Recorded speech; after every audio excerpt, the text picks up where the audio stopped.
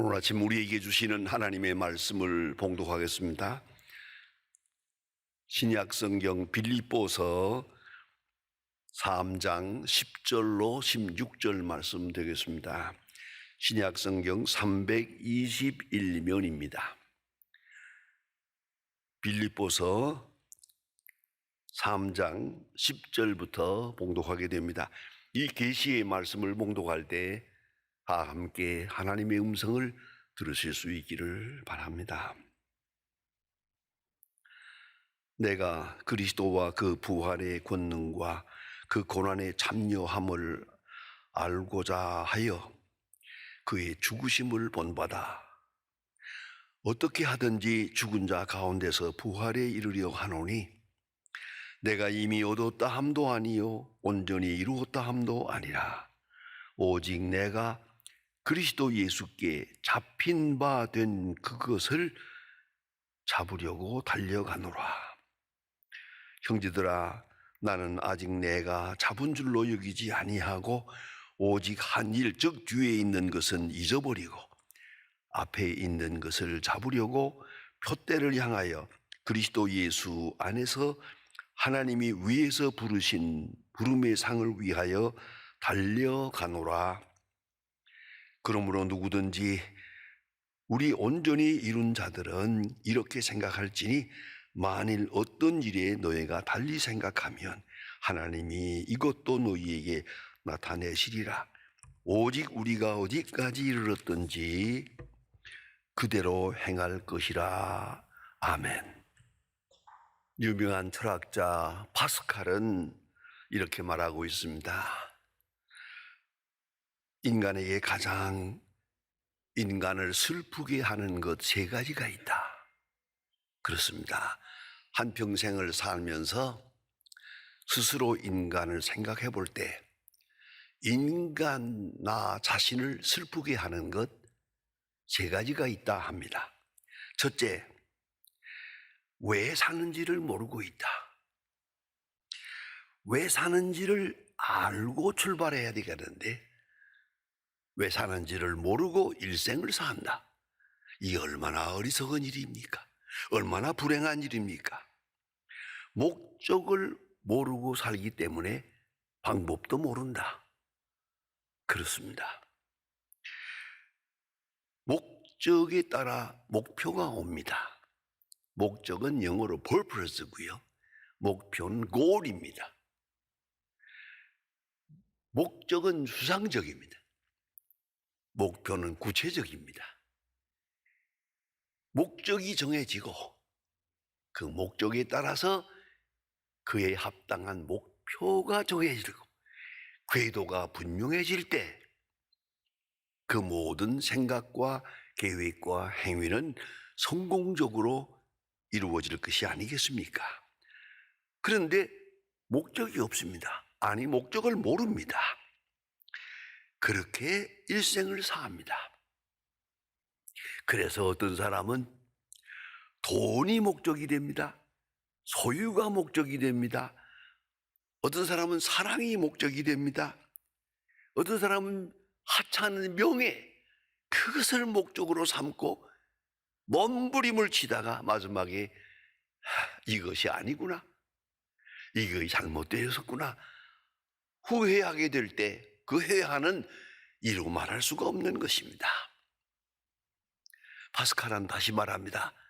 두 번째, 사랑이 불행한 것은 바로 행복이 무엇인지를 모르기 때문이다. 그렇습니다. 행복이 무엇인지를 모르니까 불행도 모르는 것이죠.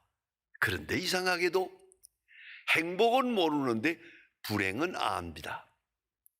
왜요? 마치 우리가 건강할 때 행복한 걸 모릅니다. 병들고 건강을 잃어버리고 나서야 다 없어도 건강 하나만 있으면 행복한 것이다. 그때 가서 깨닫습니다. 늦었습니다. 건강할 때 건강한 몸으로 아침에 눈을 뜨고 건강한 몸으로 교회에 나오고 건강하면 얼마나 행복합니까? 이제 다시 할 말이 없습니다. 건강 하나만 가지고도. 그런데 이상하게도 그 소중한 건강 잃어버리고 나서야 건강이 제일인데 라고 후회하게 된단 말이죠. 사람들은 불행은 알면서 행복은 모른다. 행복을 무엇인지 모르고 그렇게 일생을 살아간다. 그리고 불행만 되씹으며 사는 것이다.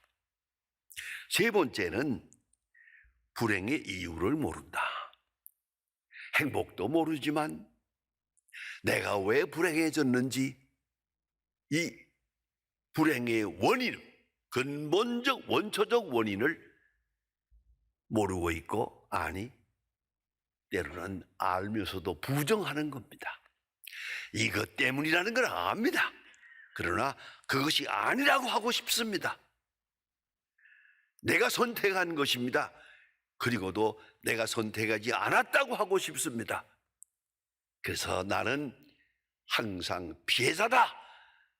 나는 피해자다 하는 그런 피해의식 속에 몸부림치고 있습니다. 그 자체가 불행한 것입니다. 그러면 더 깊이 생각해 보면 가장 근본적인 것은 본질적인 요소에 있습니다. 목적은 사실상 내가 정하는 것이 아닙니다. 그걸 알아야 합니다. 내가 목적을 정하는 줄 알지만 아니에요. 목적은 주어진 것입니다. 주어진 것이에요. Given life입니다.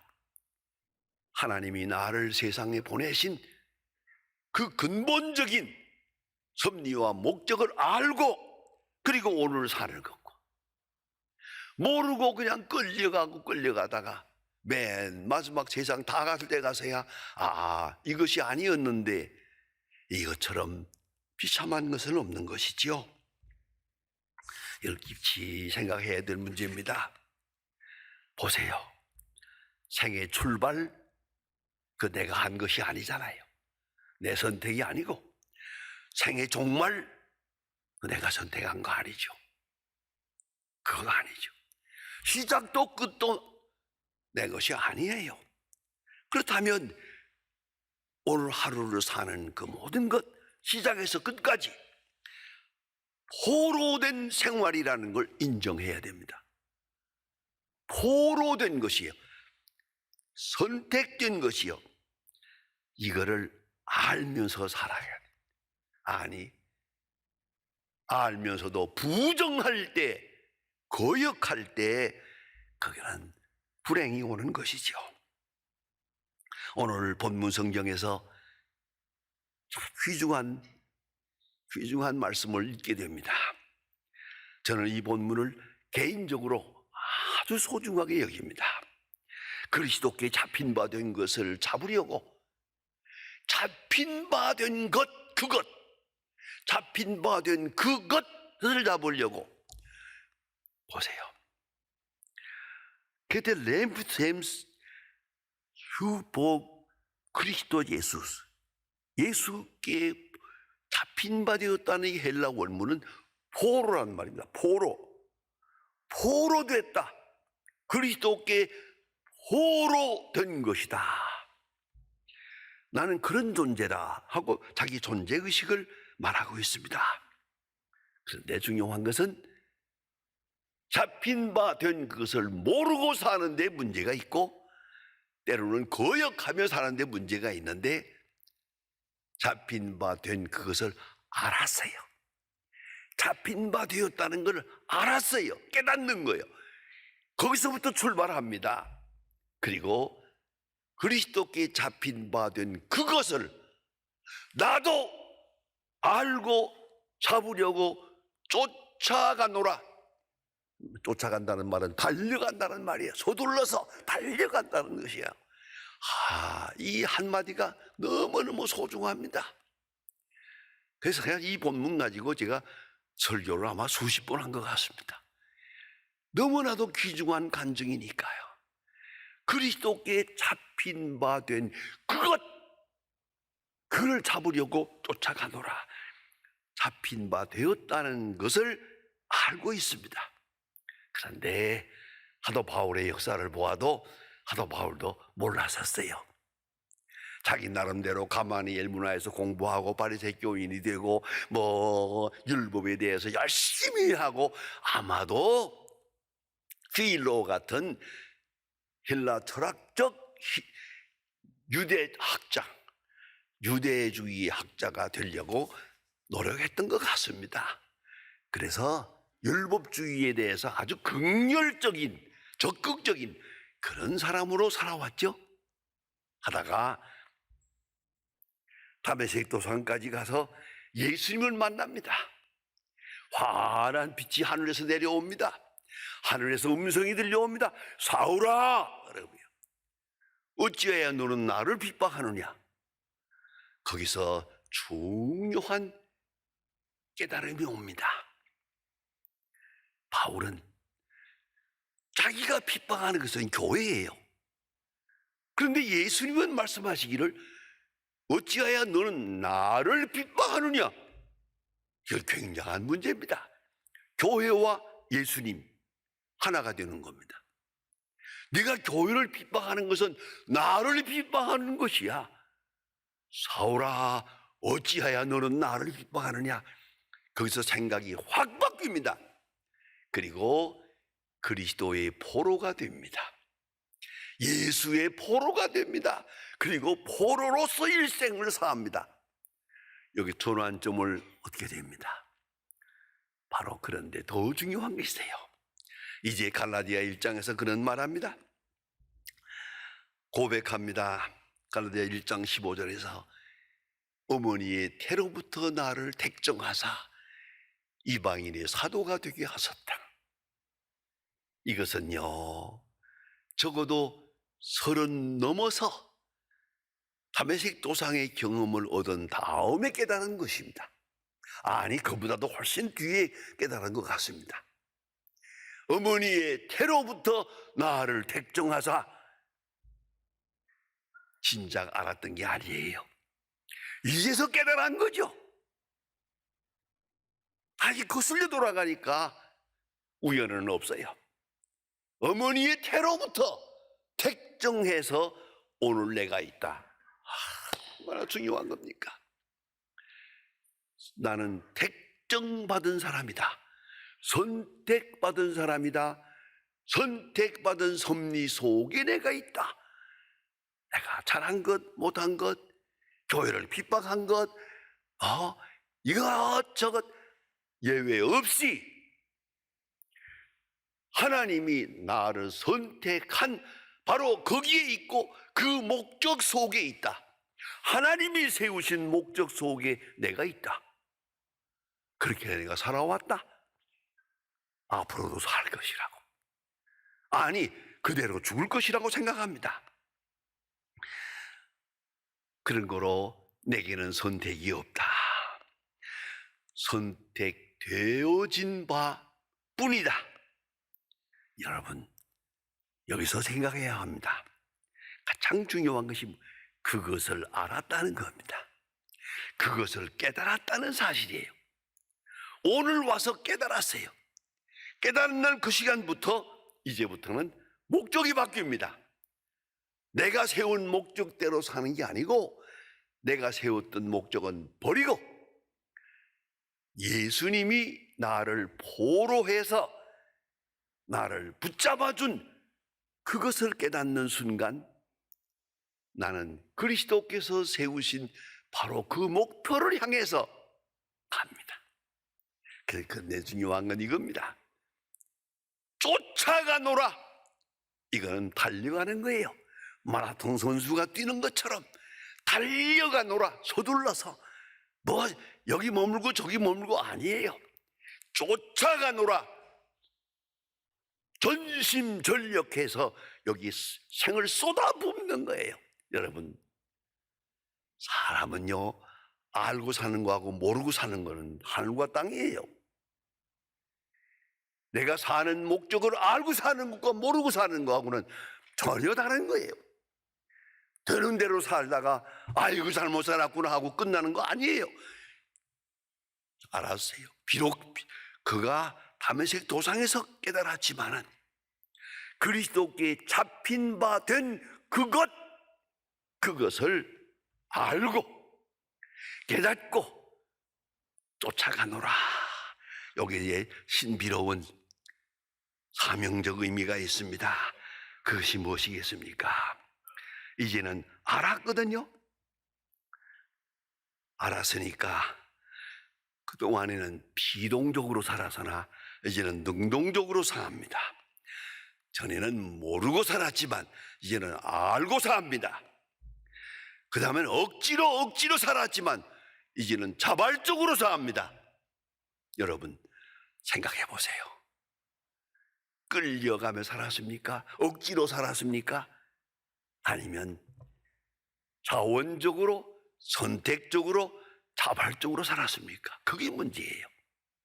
뭘 하나 하더라도 깊은 하나님의 뜻을 알고 나를 향하신 하나님의 뜻과 나를 포로하신 주님의 뜻을 알고 거기에 따라가면서 그 스케줄 속에서 기쁜 마음으로 자원적으로 자발적으로 선택적으로 사는 것이야.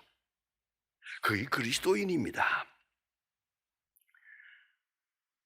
이제는 그리스도께서 나를 포로하신 그 거룩한 뜻을 알고 그것을 내 것으로 알고 자원적으로 살아가는 것이요. 자원적으로 모르고 사는 게 아니에요. 알고 사는 거예요. 아니 오히려 나를 선택해 주신 하나님의 역사, 나를 이렇게 인도해 주신 하나님의 역사를 알고 감사하고 분에 넘치는 눈이라고 감사하고 허물 많고 부족한 나를 이렇게 하나님의 경륜 속에서 변함없이 그 뜻을 이루어가는 것을 깨닫고 감사하며 즐거운 마음으로 사는 것이요. 여러분 기도하십니까? 기도의 최고의 능력 있는 기도로는 감사합니다. 신앙생활에서 가장 중요한 성공적인 생은 항상 즐거움입니다. 하나님의 부르심에 응답하는 자세로 하나님의 거룩한 섭리 속에 내가 있음을 알고 오늘이 있음을 알고 이 사건이 있음을 알고 자원하면 여러분 억지로 살면 안 됩니다. 선택적으로 살아야 하고 끌려가며 살고 쉽게 말하는 대로 죽지 못해 사는 건 사는 게 아닙니다. 감사하며 살고 행복한 마음으로 하나님의 부르심과 그 경륜에 응답하는 그것이 그리스도인의 모습입니다. 사도 바울은 다메섹 도상에서 포로가 된 다음에 목적이 바뀝니다. 내게 향했던 목적이 그리스도에게로 가고요. 그의 지식, 자기가 생각했던 걸 다 버렸습니다. 예수의 십자가의 진리 외에는 생각하지 않기로 고린도전서 2장에서 말합니다. 십자가의 진리 외에는 생각하지 않기로. 그런가 하면 내 운명도 다 그에게 맡깁니다.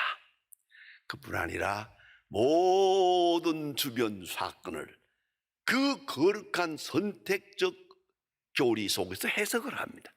그러고 보니까 자기가 핍박을 받았어요. 매를 맞아요. 매 맞을 때는 좀 괴로워요. 그러나 몇 번 맞고 보니까 아니요. 매 맞는다는 것 동안 이것을 통해서 하나님의 신비로운 역사가 이루어져요. 내 믿음은 순수해지고 선교의 문은 열려요. 그래서요 사도 바울은 감옥에 갈 때마다 핍박을 당할 때마다 교회를 세웠어요. 그게 성공적이었어요. 그러니까 사도 바울이 생각합니다. 내가 다니면서 많은 사람에게 복음을 전하느라고 애쓰지만 그 별거 아니고 내가 한번 감옥에 갔다 오면 되노만. 그러면 신비롭게 하나님의 역사가 확확 열려나가는 걸 볼 수 있어요. 여러분, 그걸 잊지 말아야 합니다. 우리가 복음 선교를 위해서 많이 애씁니다마는, 그래서 하나님의 선교라는 말까지 합니다. 하나님 자신이 하시는 거예요. 환난과 핍박과 전쟁과 고난과 질병, 우리 마음에 좀 어렵게 보여지지만은 그것을 통하여 하나님의 선교적 역사는 놀랍게 이루어지는 거예요. 사도 바울은 특별히 개인적인 경험도 있습니다. 육체에 가시 사탄의 사자가 있었어요. 그것이 무엇인지 모르지만 제 개인적으로 생각할 때는 간질병이라고 생각해요. 그래서 그는 분명히 말합니다. 갈라디아서에서 내가 너희 가운데 있을 때 너희 믿음을 시험할 만한 것이 내 육체에 있으되 너희가 나를 없이 여기지 아니하고 그리스도와 같이 영접하느니라. 중요한 말씀입니다. 모름지기 갈라디아 교회 가서 설교하다가 간질병이 발작하면서 쓰러졌던 것 같아요. 얼마나 교인들이 깜짝 놀랐겠어요. 그러나 그들이 믿음으로 잘 소화하고 사도 바울을 없이 여기지 않았어요. 그리스도와 같이 영접했어요. 너무 감사했어요. 이 일에 대하여. 여러분, 그런 고린도 후서 12장에서 여러 번 고민합니다. 육체의 가시 사탄의 사자, 이것을 위하여 3번 기도도 했어요. 그런데 하나님은 그 육체의 가시를 빼주지 않았어요. My grace is sufficient for you. 내게 있는 내 은혜가 족하다. 내게 있는 내 은혜가 족하다 할 때 사도 바울은 아멘 했어요. 이 병 이대로 가지고, 이 간질병 이대로 가지고 동정 쓰러지면서 이대로 나는 하나님의 사역을 감당할 것입니다. 왜요? 그래야 하나님이 영광이 되니까. 그래야 내가 완전히 죽어지니까. 완전히 하나님의 영광만, 하나님의 능력만 나타날 수 있기 때문에 신비로운 진리를 깨닫고 이에 순종하고 있습니다. 아니, 감사하고 있습니다. 이것이 사도 바울입니다. 여러분, 이거 꼭 잊지 말아야 합니다. 베냐민 프랭클이라고 하는 유명한 분이 있습니다. 아주 믿음으로 살고 많은 업적을 낸 분이죠. 베냐민 프랭클이 노년에 그는 이렇게 간증합니다. 나는 많은 생을 살았소. 그런데 내가 살면서 살수록 분명해지는 것은 하나님이 내 인생을 주관하고 그 뜻과 섭리와 그 능력 속에 내가 있다는 것이요. 나는 점점 작아지고 아무것도 아니고 하나님의 능력과 지혜만이 나를 통해 나타나는 것을 보고 있습니다. 여러분, 얼마나 세월을 살면 살수록 점점 더 하나님이 나를 붙들었구나, 하나님이 나를 포로했구나, 나는 하나님께 잡힌 바 되었구나, 그리고 하나님 자기 원하시는 대로 여기까지 인도했구나. 내가 하나님의 뜻을 저버릴 때마다, 거역하려고 할 때마다 어려움이 있었어요. 그러나 오늘은 아닙니다. 사도 바울 유명한 말 아닙니까? 그리스도께 잡힌 바 된 그것을 잡으려고 내가 이제는 쫓아가노라. 달려간다는 뜻이죠. 그것을 잡으려고 달려가노라. 감사하며 기쁜 마음으로 찬송하며. 여러분, 우리의 과거가 하나님의 역사 속에 있습니다. 우리의 미래가 운명이 하나님의 손에 있습니다. 아니, 오늘을 사는 우리의 현실도 하나하나 다 하나님의 섭리 속에, 그리스도께 잡힌 바 된 그 속에 있습니다. 이것을 알고 깨닫고 감사하며 사는 것이 그리스도인의 모습입니다. 다시 한번 생각해 보세요. 그리스도께 잡힌 바 된 그것을 잡으려고 나는 쫓아가노라. 이 프로그램은 여러분의 미디어 선교 후원으로 제작되었습니다. 선교는 사명, 후원은 동역. 당신도 복음을 전할 수 있습니다. 선교 후원 02-6333-1003번